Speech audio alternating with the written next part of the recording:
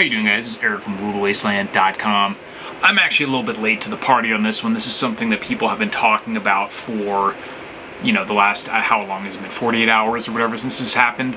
But even though everyone else has, I don't want to say beat the subject to death, but addressed it, I really think that even amongst the preparedness community, people are not realizing how serious this is, potentially could be, will be in the future. And so, just to rehash for those of you who may have somehow not heard about this, there was a massive global internet outage that had to do with Windows systems, but not just like home computers. In fact, I don't think many home computers were actually affected by this. It was a lot of industrial computers and various systems using Windows systems because of an update or a patch of some kind by a company called Crowdstrike, which that may sound familiar, because it was actually the company that was used by, I don't know if it was the DNC directly, but by certain Democratic Party elements to verify the elements of the Russiagate hoax. So these guys have some shady practice, or at least a history of malfeasance and incompetence.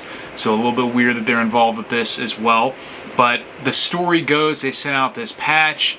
There's something wrong with it. Oh, I fat-fingered, and now 1 billion computers worldwide are bricked. And not just messed up to like, let's send a new code, but messed up to the point where someone has to physically be at the computer and reboot, remove this driver, do whatever they need to do individually for each system. So this could be something that even gets worse as the days unfold ahead of us.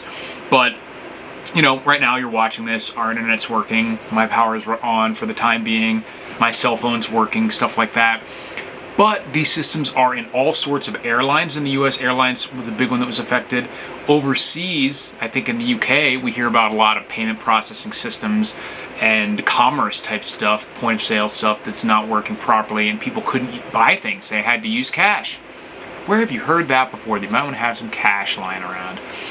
But the crazy thing about this, absent any conspiracy theories about them potentially maybe wanting to wipe records of everything going on with the Secret Service investigation or lack thereof, just how, if we buy the story completely at face value, that this was probably up to like one individual or several maybe humans on the planet, a handful of people on a planet of 8 billion made some kind of minor error that seriously bricks out hundreds of millions, if not over 1 billion computers worldwide that affect everything from airline travel to commerce to all sorts of stuff. That is a huge, huge liability, and it's something that as we get ever more increasing technology, ever more increasing complexity, these things are not becoming less likely to happen, they're becoming more likely to happen.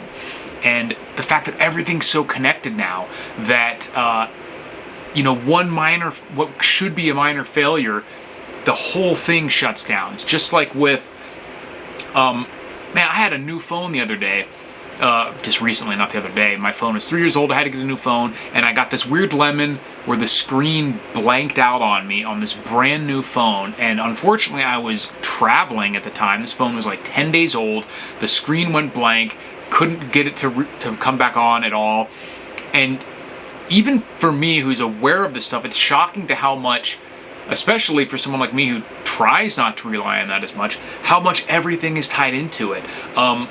People, you get their boarding pass in there, are supposed to go to the airport soon, can't get an Uber to get to the airport, can't look up the map, can't look up a telephone number, even if you want to get a cab. Like, obviously there's alternate ways to do this. Didn't end up being a major problem, and thankfully I was with some friends as well, so that really helped out. But there's a lot of people who everything is based on technology, and not just at the personal level, but especially at the international business and financial level, to where a minor glitch like this takes down everything. And if we have even slightly more of a problem than this, or God forbid someone does this on purpose with some kind of crazy zero-day exploit like Canadian Prepper's always talking about, or some sort of backdoor, or some sort of mega virus, that actually shuts these things down, similar to the way that we've seen bad actors use for these ransomware attacks. But if they do it at a couple right places, just like we always hear about the power stations, that if you take out a couple substations or a couple very large transformers, you could take down the entire grid in the US. The cyber network, the cyber system of interconnectivity from the internet to everything that's run off of it. Just like with the phone, there's a lot of apps and programs that even if there's something physically wrong with the device, with what's going on physically, that if it doesn't even have connectivity, it can't work, or it can't get information that it needs to work, or can't communicate. And so we have to be ready for this stuff to all go down at once, which we know there's people internationally that would be willing to do and probably able to do stuff like that. I wouldn't be surprised if there's domestic bad actors. You know, if everything that was tried has not worked so far, what if 1 billion computers in the US go down on election day, like some people were talking about on Twitter? What do? Do you stop the election? Do you start a new one? Do you just say, whoops, sorry? But wanted to focus mostly on preparedness element of this for this video, which is what can you do to prepare for these things. We got a glimpse of it today of what you need, and there's a few things. It's the same things we always talk about, but I'll give you some good examples. Link will be in the description if you want to pick up any of this stuff. One of the things we've always seen, and I've always talked about, I remember back in the COVID podcast that I was doing with Shay and JJ, that we talked about the need for this. It's a constant need. It's kind of ignored by a lot of the doomsday type preppers because everyone's looking past the intermediate, past the short-term stuff into major shit at the fan, but gotta have some cash lying around. Don't get too excited. This is my poker bankroll. Can't be spending all this. But we saw that in the UK with these. Lots of people were having to deal with situations where they couldn't use their credit cards, they couldn't use their Apple Pay or anything like that. And so you have to have an alternate means of paying for stuff, or you might not be able to get it. Sure, you can try to have all the stuff you need also, but you've got to have some cash lying around. Because sooner or later there will be some kind of disruption, whether it's in the banking system itself, other elements of the financial system, the internet or financial connectivity system. Any of those things go down and you need to have cash on hand. I recommend basically for most people as much as you can afford to have on hand. A solid month's worth of actual expenses of all the stuff you buy on a day-to-day basis in cash, I think is a good place to start. Next one is fuel. I've talked about the fantastic Scepter jerry cans that I don't think Canadian Prepper sells them anymore, but they are a Canadian can. Those are unbeatable. Try to find them on eBay or something if you can. If not, the Wavian metal fuel cans, I'll have the link in there, are a decent runner-up. They're the best of the metal ones. Do not cheap out on these. You will lose all your gas. But having 3 or 4 cans of 5-gallon cans lying around with some stabilizer in there will get you or able to avoid a lot of potentially hairy situations. For most people, that's at least a week or so of normal driving around, just for like essential type driving. And especially if you keep your tanks in your car at half or more, having 15-20 gallons extra for a situation like this can help you avoid a lot of potential problems. And in much more major scenarios, super useful as well, obviously. A big one when we talk about any sort of electronics disruption is power generation.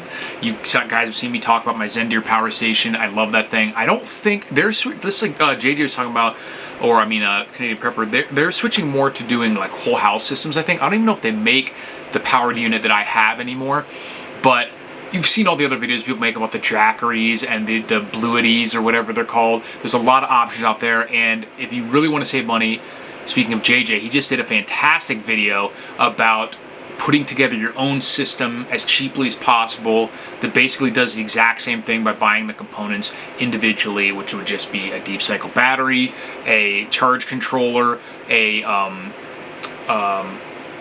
the hell are these things called? Inverter, and the solar panels themselves. And that's something you can get as well. One of the cheaper parts of that are an inverter. So you can use a basic inverter like this with even your car battery if you need to power some small regular household appliances in an emergency. Car batteries are not the best. They're not made to be like slowly drained like that. So you would want to get deep cycle batteries. But certainly in any sort of actual emergency, you can do that with a car battery as well. Another big one, and this is a particularly weak area for me in my preps, but it would be huge in any sort of disruption like this, is alternate means of communication.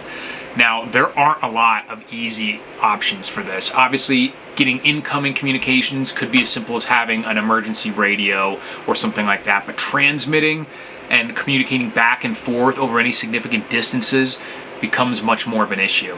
And I've talked before about how this level of outage that we're talking about potentially occurring, you can't even count on satellite communications necessarily working because they're all part of the same system as well.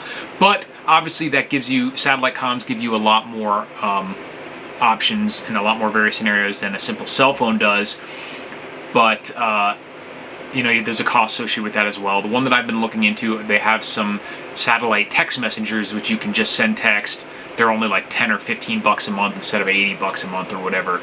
So those might be a good idea too. Obviously there's all the ham radio guys out there. I can't speak to about all the ins and outs of radio, but having some manner of alter communications is something that we all should set up, and I really need to put more effort into as well. Then beyond that, you just got the basics of preps that also, you know, if we're talking about a scenario that's just slightly worse than what we've seen in the past couple days, it might be something that you can get through in a few weeks or whatever, not necessarily an entire grid down or country down scenario. But one of the major things, and this was evidenced in COVID and a few other minor things, is that even when things aren't that bad and there's resources available, being able to stay away from the long lines and the crowds and the stressed out, desperate, scared people at lines at the gas station, at lines at Costco, trying to get information in person, just being able to stay all away from that is a huge, not often enough talked about benefit of basic level preps. I remember saying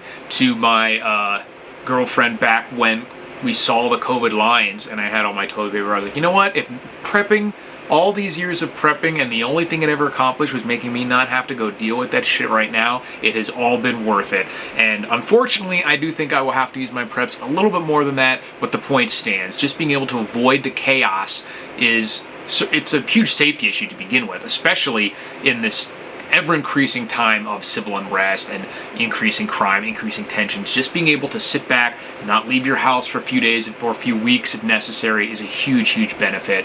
And that's for the stuff like the food and your basic toiletries. I talked about in my last video about all the stored food that I have. If you're not huge into prepping, the easiest way to do it, if money's not a huge concern, is just buy a bunch of these freeze-dried meals, stash them in a closet somewhere, and don't worry about it. For the rest of us who don't have thousands of dollars to spend on the most luxurious of stored foods, we can still afford the great Stag chili. Keep a couple hundred cans of this, which isn't even actually that much money. You can eat it on a day-to-day basis. I had one of these just the other day. You can even get these on Amazon by the case. Good deal. I recommend it. And then, of course, your water filtration. There's lots of options for that. I use a full-time reverse osmosis system in my house that doesn't even use electricity. It just requires, as long as I have water pressure, that main filter, and of course I have backups. You can pasteurize water with the sun oven. Just have options. But I think this is just should be a huge wake-up call for people who don't realize how serious this stuff could be. This is a minor event in terms of how serious something like this could happen. And like I said, I don't think we've seen the end of it. I think we could see a lot of problems and delays caused by this and slinky effect type stuff that might last for months. And this could be a test run of some bad actors, and even if it's not, it's just a glimpse of possible things to come. So make sure you guys have everything on this list, some basic level of preparations for this sort of thing, because it's one of the most likely semi-major SHTF scenarios that could happen to our country over the next few years. So let me know what you guys think. Thanks for watching, and I will talk to you soon.